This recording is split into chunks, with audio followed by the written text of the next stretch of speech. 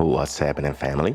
I hope everyone is in great health and having a blessed week so far. So in today's video, I will basically do a recap and, breakdown of my yesterday's Euro USD session that made me $24,000 profits overnight. So definitely it was a superb session. Of course, as always, I have made screenshots of before, after, right? Because I like to journal every session and document everything. And at some point, I switched over to record the session. So we will have a few screenshots we will walk through together, and then eventually I will switch over to the video, right? So without further ado, I suggest we start. So let me pull up my screen in front of me here.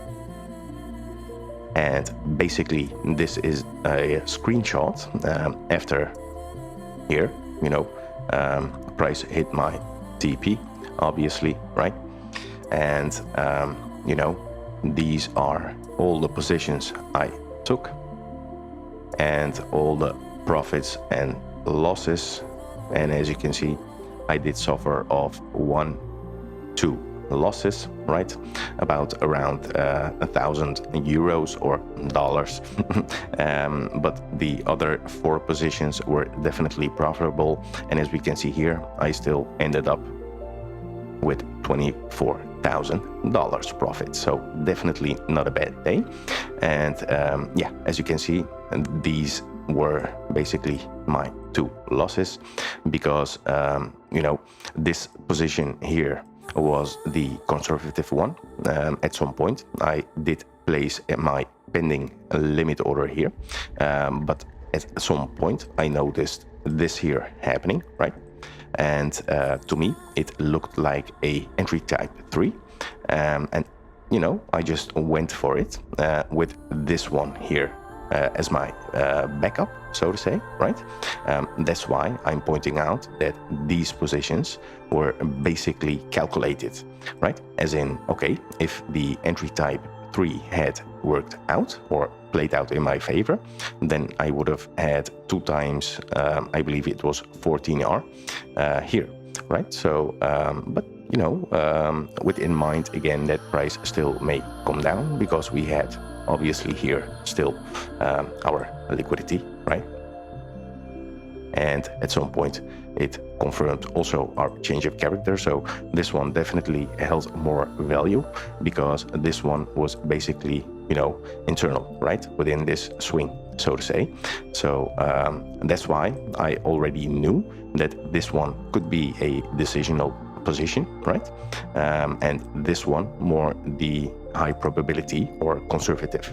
But being a trader, sometimes you have to take a risk, in my humble opinion, because if you only go and stay within your comfort zone, I mean, there is no growth in your comfort zone, right? So, and sometimes your risk can definitely be your reward. So it's good every now and then to come out of your comfort zone, right? If not for educational purposes, I mean, definitely for, experience, right? Let me go. These were the results of my session. But how did we start, right, in my session? So here, I basically looked at the 15-minute time frame, right? And I noticed, okay, we were pretty bullish. And I basically noticed, okay, this here is my major structure, right? And eventually it created major inducement here. Obviously it had internal inducement here, and where's our first pullback here, engineered liquidity here, right? So I noticed at some point that all those internal liquidities were definitely liquidated, and now price was basically liquidating our major inducement from our higher time frame major structure. And noticing all these wicks, everything, I definitely got interested, right? So at some point I did also a very quick markup because I noticed, okay, we have efficiency here, but this candle, right? It took out the previous candle low here, and I believe it may have also mitigated this candle here, right? But you know, structure-wise, looking at it, I just marked up this one with in mind, of course, that if I consider to place buy positions at this point, that price eventually, it may come down, right? And then it may perhaps give me some buy opportunities here, right? So with that in mind, I then went to the 3-minute time frame. Here I noticed, okay, this here is our 50-minute major structure, major inducement, right? And as you can see, there was basically a sweep of that candle that took out our 50-minute time frame major IDM, right? And here, I mean, it was very minimal. Price did close, but eventually it went higher, right? So at this point, where price action is now, I considered taking positions, right? Because I noticed this here as inducement, right? Very minor, nevertheless, because here we had already some kind of mitigation.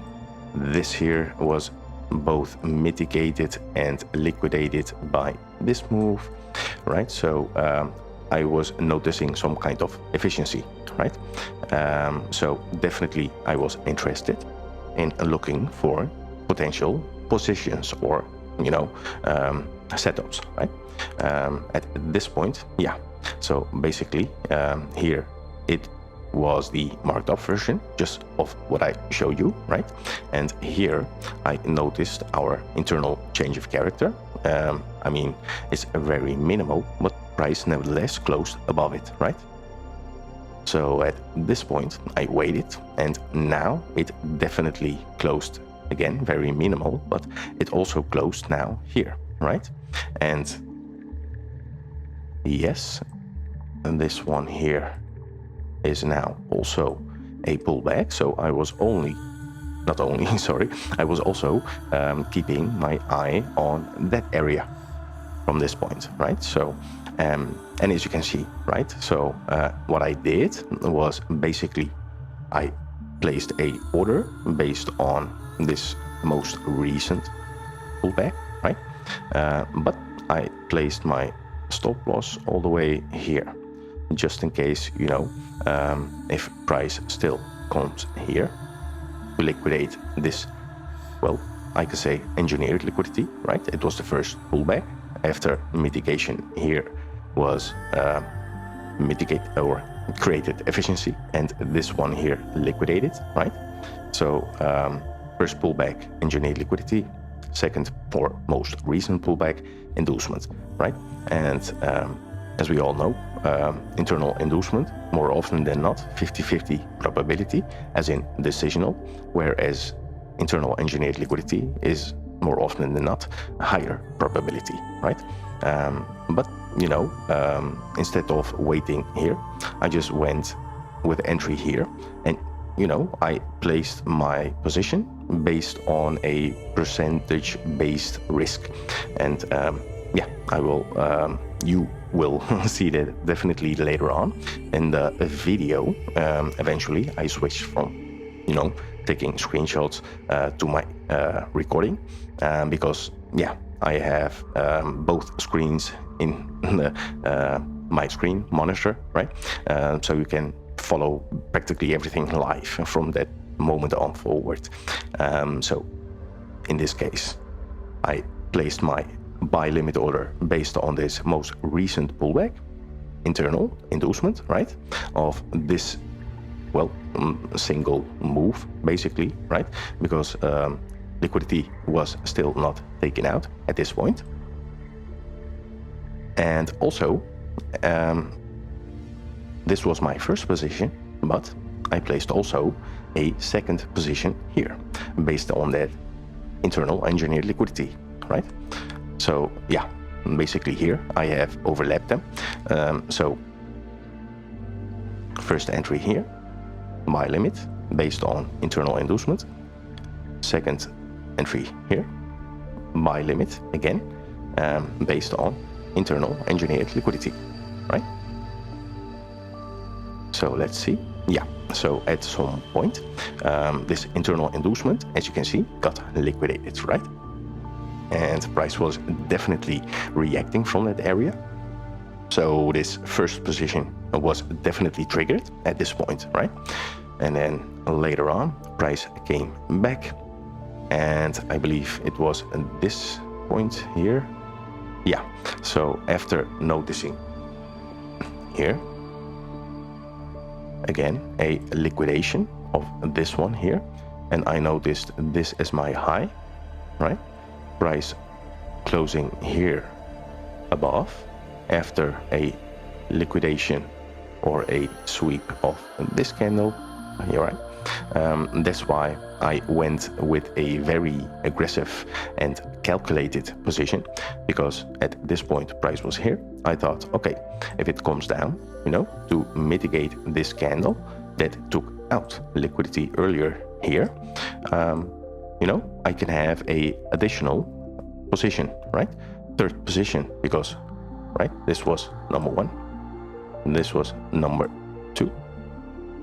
And I thought, you know, let's go crazy and take a calculated risk position here, and place my third order, right? So price came back, as you can see, and it triggered my third position at this point, right? And it went up. So that was a good sign. And yeah, here I adjusted my positions tools within TradingView. Otherwise, you know, it gets a bit cluttery, right, on the screenshots. I don't like that. So at this point, you can see the first and basically third position was triggered, while the second one is still pending, right? As in non-active. So, and then price came back at some point here, and what I did was basically, when price did that, I placed a identical position of my first position, as in a 2 for 2, right? So again, entry same level, stop loss same level, and TP same level. The only difference is the first one was a buy limit, right? But now my identical 2 for 2 of the first position is based on a stop order, because price was now hovering here between my entry and stop loss, basically. So meaning only if price continues higher, it will trigger my identical 2 for 2 of that first position, right? Makes sense. Okay, so at this point, that indeed did happen. So that's why I marked this one purple, right? And then now I had basically 1, 2 identical positions of the first position, and I had my third position running here, this being the second one, right? This being the third one. But yeah, and at this point, you know, I basically started to record my session, and I later on, but you will see that also in the video, later on when price came back, as I mentioned earlier, I kind of noticed entry type 3. So when price did that, I basically based a 2 for 2 position based on this, well, third position, right? So eventually it got triggered, and eventually it got stopped out. So to our loss, but nevertheless, when I do get stopped out, this position eventually got triggered, right? And then price came back, and then I placed a 2 for 2 identical position on my second position here, right? So now 1, 2, 3, 4 running positions eventually you will see that, and, you know, 2 losses, right? As we saw at the beginning of our video. So without further ado, I will switch over to the video. You can watch how the rest of the session went. So I hope you guys enjoy it, and if you like the video, please leave a like or a comment, and if you guys have questions, leave them below, and I will do to the best of my abilities, you know, to respond in a acceptable time, right? Well, that's it for me, family. I wish everyone a great weekend in advance, and I'll catch you guys in the next video. Stay healthy.